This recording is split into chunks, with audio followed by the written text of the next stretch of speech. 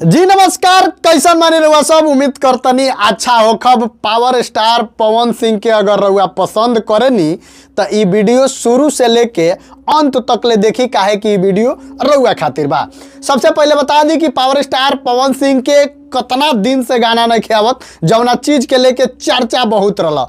एगो पोस्टर तू लो देख ले बोलो, हम बता दी कि वो पोस्टर में जौन हीरोइन बारी उ नर्मता मल्ला है। आ नर्मता मल्ला के साथे जब भी पावर स्टार पवन सिंह गाना करेले तो वो बहुत बड़ा ब्लास्ट होला। तार लोग के पता हुई लाल घाघरा। भैया एगो और बात बता दी कि ई गाना जौन ई शूट हो रहा बा, सब लोग तो कहता जे भैया ई बर्थडे स्पेशल गीत है, बर्थडे स्पेशल गीत है। लेकिन हम बता दी कि ना, ई बर्थडे स्पेशल गीत ना है। ई पावर स्टार पवन सिंह के मकैया में राजा जी जौन आई रहे ओकरे 2 बनता। काहे कि साथ में प्रियांशु बाड़े। आ भाई पावर स्टार पवन सिंह नर्मता मल्ला के साथ जब काम करते रहे तो वह सबके एक और बात बता दी कि पावर स्टार पवन सिंह के अभी कोई गो गाना जौन बाकी पेंडिंग में बा। 5 जनवरी के पवन सिंह के बर्थडे बा।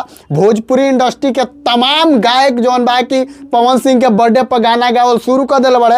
रुझान आवल शुरू हो गई बा। बर्थडे के चर्चा हर जगह शुरू बा कि आखिर पवन सिंह के बर्थडे मनी कहाँ, कैसे मनी, कौना तरीका से मनी। तो हम बता दी भैया कि पावर स्टार पवन सिंह अपना जन्मदिन के अवसर पर जौन गाना लेके आवे वाला बड़े, उ गाना ई ना है। उ गाना जौन बा कि कोनो ना कोनो बॉलीवुड एक्ट्रेस के साथे आई, चाहे केकरो साथे आवे। लेकिन भैया ई जौन गाना है ई मकैया में राजा जी 2 यह कन्फर्म गाना बा। काहे कि भाई पावर स्टार पवन सिंह के कहना में रहा जे ई गाना जब होई तो नर्मता मल्ला के साथे होई। काहे कि भैया तू लोग तो जानत रहो कि उनकर फेमस बा एगो चीज। सब चीज खोल के बतावल जरूरी थोड़ी बा, कुछ कुछ समझ जालो। तो भाई नर्मता मल्ला के साथ पावर स्टार पवन सिंह के ई गाना जौन बाकी हो सकता बर्थडे के पहले एक और पोस्टर आ जाओ आ गानवा बर्थडे के बाद आवे, आ चाहे गानवा बर्थडे के पहले आ सकता। काहे कि अभी बर्थडे में भैया टाइम बा। आज 28 तारीख है शायद कि 27 तारीख है। तो भाई अभी बर्थडे में टाइम बा, तो बीच में गाना आ सकता, ना गाना आई तो पोस्टर भी आ सकता। पावर स्टार पवन सिंह के बीच में बहुत ज़्यादा गैप हो गई बा। वो चीज़ के लेके सारा लोग के चर्चा बा। लेकिन हम बता दी भैया कि पवन भैया इतना बेहतरीन तैयारी कैले बड़े कि 2025 शुरुआत से यानी जनवरी महीना से ही पवन सिंह के कहर जारी रही।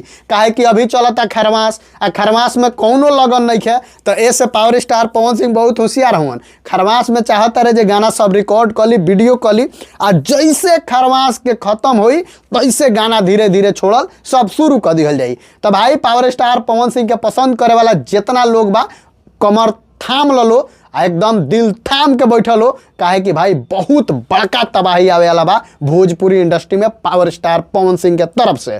तो भाई जेकरा ई लागत रहा कि पवन सिंह सुत गए बड़े, पवन सिंह कहीं चल गए बड़े, वो सब लोग के बता दी कि पवन सिंह न सोए हैं और न कहीं गए हैं। पवन सिंह अपने काम में तैयारी कर रहे हैं। तो भोजपुरी इंडस्ट्री के जितना कुर्सी बा सब खाली कर लो। काहे कि ट्रेंडिंग सेक्शन, मिलियन सेक्शन, आ चाहे होके रिकॉर्ड, चाहे ओखा नया लकीर, सब के सब पार करे वाला पावर स्टार पवन सिंह बाड़े। तो भाई भोजपुरी के तमाम लोग से ही विनती बा कि वीडियो के खूब ज़्यादा शेयर कर लो। पावर स्टार पवन सिंह के पसंद कर लो तो वीडियो का लाइक जरूर करो। मिलता है अगला वीडियो में, तब तक खातिर नमस्कार।